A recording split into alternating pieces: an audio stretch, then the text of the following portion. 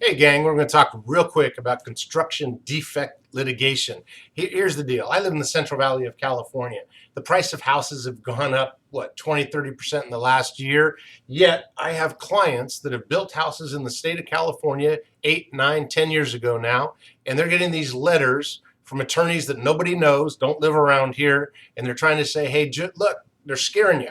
Hey, your time's about to run out. You're about to lose important rights. The right is to sue the builder and say that your house is defective. Here's the problem, and if you read this blog that's down below here, the blog right down here, I'm going to tell you this right in the blog. Right now, your house went up in value. If you say that your house is defective, right now, you say it's defective, your house just went right back down in value because your house is defective. Why am I going to buy your house when I can buy a perfectly good house? Here's the other thing they don't tell you. Let's say they claim there's $100,000 worth of minor trivial pursuit things wrong with your house. They win their case and you get paid $15,000 because, by the way, I don't know if you know this, but this is not about helping you. This is about the attorneys making money. Okay, not about you. So you get 15 grand. What do you do with it? Do you fix $100,000 worth of damage to your house with the 15 grand you just got? Guess what you do with it? You go out and buy a boat. You go buy some more cheeseburgers at McDonald's. And guess what?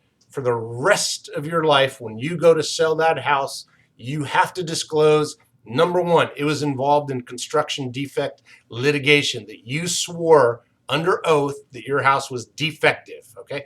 Number two, if you didn't fix absolutely everything, you have to say, and by the way, we didn't fix everything. Why in the world would you do that?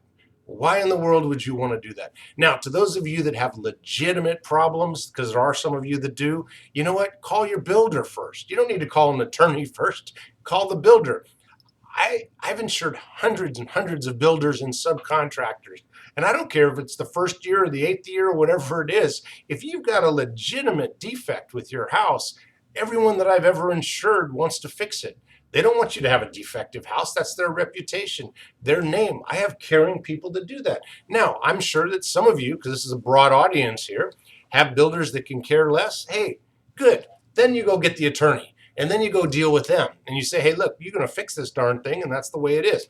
But I'm going to tell you what, 9 out of 10 times, I would bet that if you would call your builder, that they would take care of it. Here's the other thing, too, and I hate to say this is just terrible. But if you really want to make money on construction defect litigation, this is kind of going negative, but you need to think about this before you enter into construction defect litigation. Because I know a lot of people that were in construction defect litigation and sold their house and didn't disclose. Or think about that. They didn't disclose. Well, if I wanted to make money, what I would do is I'd go to the courthouse, public record. Hey, this house was in construction defect litigation and it's for sale. I'd go try to buy it. And if they didn't disclose, that would be the one I'd buy. And if they did disclose, why would you buy a house that's defective? I just would back out of the offer because it's a defective house.